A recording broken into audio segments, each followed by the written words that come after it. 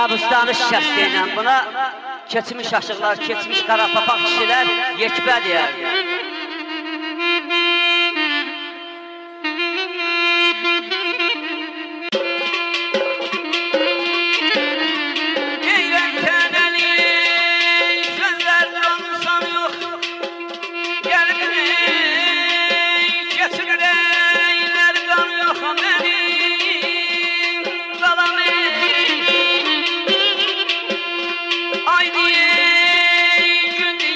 Durur canı yok, ayda gündü yatır durur canı yok.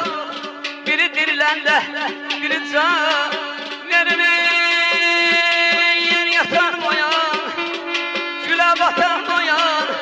Sen oyan ne oyanın, bir de bəxtin oyanın. Xanım almazan